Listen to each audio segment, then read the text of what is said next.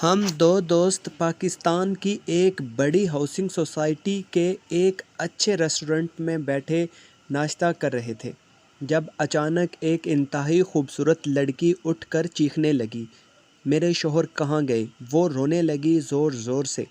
काफ़ी लोग जमा हो गए, हम भी सब देख रहे थे। इतने में सिक्योरिटी वाली गाड़ी आ गई। अब नाश्ते का बिल भी अदा नहीं किया गया था, उसका भी मसला था। रेस्टोरेंट वाले बोले, बिल रहने दें, आप इस लड़की को छोड़ आएं जहां ये जाना चाहती है। इतने में हमारा एक दोस्त भी आ गया, उसने भी उस लड़की को देखा और हमसे पूछने लगा क्या हुआ था।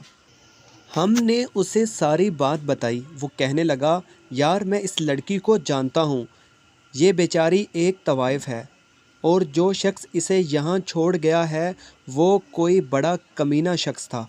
उसको गुनाह के लिए साथ लाया होगा। सुबह नाश्ते के बहाने यहाँ ले आया और अब खुद नाश्ता करके वो सब भी इसके ज़िम्मे लगा कर खुद गाड़ी लेकर निकल गया। मैं काफ़ी देर बैठा सोचता रहा, कितने गिर गए हैं हम। अब लोग इन जिस्म बेचने वाली औरतों का हक भी खाने लगे हैं। फिर मैं सोचने लगा, जो बंदा सारी रात गुनाह में गुजार सकता है वो किसी गरीब का हक खाने से क्यों डरेगा। घटिया लोग कुछ भी कर सकते हैं, घटिया लोगों से कुछ भी उम्मीद की जा सकती है। वीडियो पसंद आने की सूरत में चैनल सब्सक्राइब कर दें, वीडियो को लाइक करें, शेयर करें और कमेंट्स करके बताएं आपको हमारी वीडियो कैसी लगी।